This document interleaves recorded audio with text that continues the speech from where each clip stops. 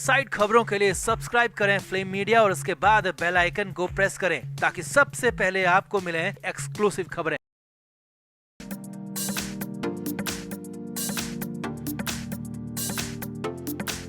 नवाब मलिक पर ईडी का शिकंजा कसता जा रहा है। कई दिन से ईडी चुप थी, चुपचाप अंदर ही अंदर काम किए जा रही थी, मलिक की जड़ों को ढूंढती जा रही थी। लेकिन अब ईडी ने नई तैयारी, नए एक्शन के साथ मलिक की उन्हीं जड़ों पर हमला कर दिया है और फाइनली नवाब मलिक को लेकर, मलिक के परिवार को लेकर अपनी उंगली टेढ़ी कर ली है। जी हाँ, ईडी अधिकारियों का साफ साफ कहना है कि अब तक सीधी उंगली से काम कर रहे थे लेकिन कुछ निकल नहीं रहा था, इसीलिए उंगली को टेढ़ी करना पड़ा है, फ्लैट में घुसना पड़ा है। और बड़ी बात यह है कि इस बार न सिर्फ नवाब मलिक के बेटे फराज मलिक रडार पर आ गए हैं, बल्कि मलिक की पत्नी महजबीन को भी ईडी ने अपने रडार पर ले लिया है। जिसके बाद सवाल उठने लगे हैं कि क्या पूरे परिवार को जेल भेजने की तैयारी है, क्या पूरे परिवार का काम तमाम करने की ईडी की प्लानिंग है। तो आपको बताते हैं सब कुछ, कैसे ईडी ने उंगली टेढ़ी कर ली, क्यों फ्लैट में घुस गए और क्या मिला पूरे एक्शन में। आप भी कमेंट करके जरूर बताएं कि क्या ईडी का नया एक्शन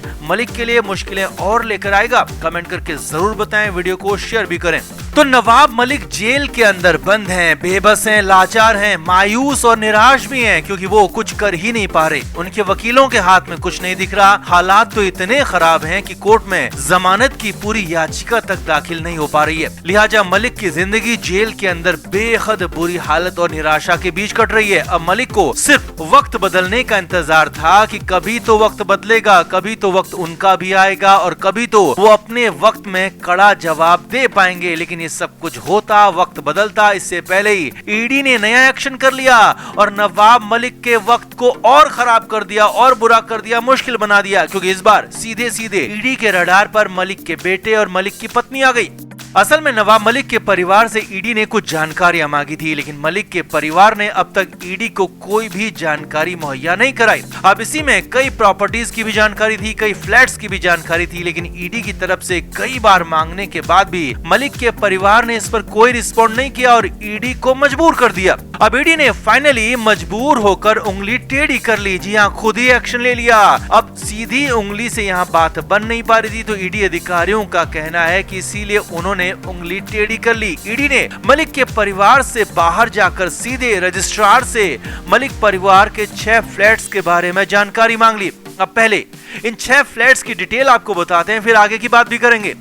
ईडी ने जिन फ्लैट्स की जानकारी मांगी है उसमें 3 फ्लैट नवाब मलिक के बेटे फराज मलिक के नाम पर हैं, जिसमें एक फ्लैट सांता क्रूज वेस्ट में फ्लैट नंबर 6 है, दूसरा गुलाम नबी मॉडल में फ्लैट नंबर 501 है और तीसरा फ्लैट बांद्रा वेस्ट में। ये तीनों फ्लैट नवाब मलिक के बेटे फराज के नाम पर हैं। इनके अलावा जो 3 अन्य फ्लैट हैं वो नवाब मलिक और उनकी पत्नी महजबीन के नाम पर हैं। कुर्ला वेस्ट में नूर मंजिल में flat number B3, C2, C12 और G8 की भी डिटेल जानकारी ईडी ने रजिस्ट्रार से मांगी है।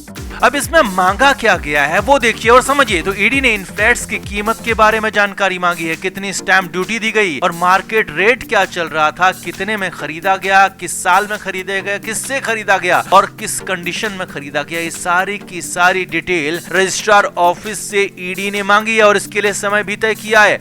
अगले 3 दिन ईडी ने इसके लिए तय किए हैं और 3 दिन में रजिस्ट्रार को ये जानकारी हर हाल में देनी है। अब आगे देखिए, अब तक नवाब मलिक पर 300 करोड़ के गोवा वाला कंपाउंड को लेकर आरोप लगते रहे हैं, लेकिन यहाँ पर मलिक के 6 फ्लैट्स को लेकर भी आरोप लग रहे हैं। ईडी सूत्रों का कहना है कि उनकी टीम ये जांच कर रही है कि ये फ्लैट्स भी क्या नवाब मलिक ने गलत तरीके से खरीदे हैं और क्या इनकी खरीद में भी गड़बड़ी हुई है।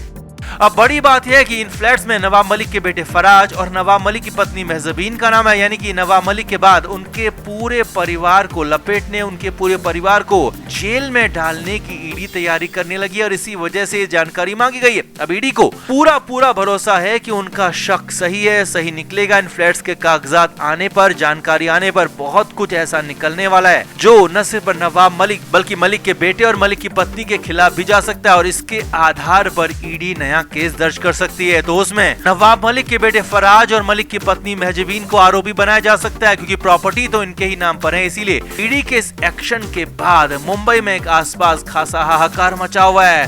नवाब मलिक के घर करीबी लोगों के आने का सिलसिला जारी है। मलिक के बेटे ने वकील से भी कथित तौर पर बात की है ताकि कुछ भी जरूरत हो अंतरिम बेल की या फिर गिरफ्तारी पर रोक की याचिका की तो उसको लगाया जाए, कोर्ट जाया जाए ताकि पहले से ही बढ़ रही मुसीबतों को पहले ही रोक दिया जाए। अब ईडी को इंतजार है रजिस्ट्रार ऑफिस से आने वाली जानकारी का, उसके बाद ही कुछ होगा और उसके बाद ही तय होगा कि ईडी का अगला कदम क्या होगा, क्योंकि ईडी बहुत लंबी प्लानिंग के साथ पहुंची है और बहुत लंबी प्लानिंग के साथ ही नवाब मलिक पर उनके पूरे परिवार पर एक्शन कर रही है, जिसमें अब कहीं से भी बचाव की कोई कंडीशन दूर दूर तक दिख नहीं रही। तो आपका क्या मानना है, क्या नवाब मलिक के परिवार को इस मामले में घसीटकर ईडी ठीक कर रही है या फिर परिवार को इन सब से दूर रखना चाहिए? कमेंट करके आप ही जरूर बताएं, वीडियो को शेयर भी करें।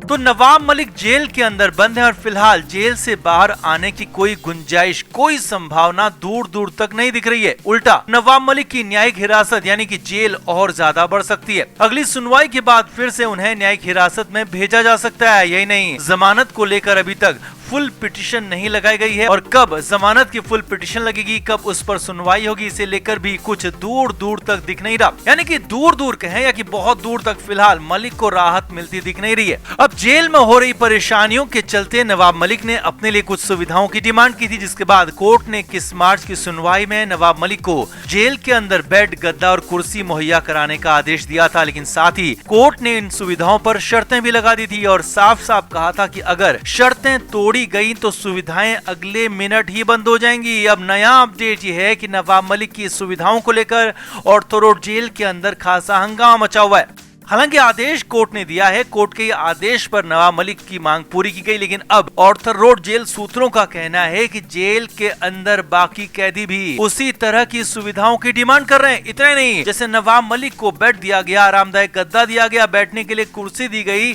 तो जेल सूत्रों के मुताबिक कई अन्य कैदियों ने भी बिल्कुल वैसी सुविधाओं की मांग की है, वैसे ही कुर्सी, बेड, गद्दे की मांग की है। हालांकि जेल प्रशासन की तरफ से लगातार और बार बार कैदियों को यही कहा जा रहा है, समझाया जा रहा है कि ये सुविधाएं नवाब मलिक को कोर्ट के आदेश के बाद मिली हैं और अगर किसी अन्य को भी ऐसी सुविधा चाहिए तो वो कोर्ट जाए और कोर्ट के आदेश पर उन्हें भी जेल प्रशासन सुविधा मुहैया कराएगा। लेकिन सबसे बड़ी टेंशन इसी में फंस गई है, जेलर की परेशानी इसी में बढ़ गई है, जिसमें मुश्किल ये आ रही है कि अब बल्क में सैकड़ों कैदी ऐसी डिमांड करने लगे हैं। जी हाँ, सैकड़ों कैदी कोर्ट जाने की तैयारी कर रहे हैं। अगर इन सैकड़ों कैदियों को भी नवाब मलिक के केस को आधार बनाकर जेल के अंदर बेड, गद्दा, कुर्सी दी जाती है तो जेल प्रशासन के लिए हालात खराब हो सकते हैं। इसी वजह से जेल प्रशासन के जेलर के हाथ पैर फूले हुए हैं।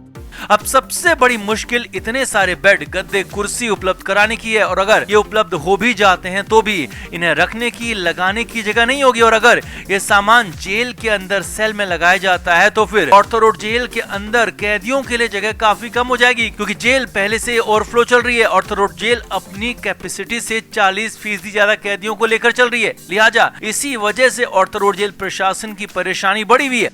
Flame media report.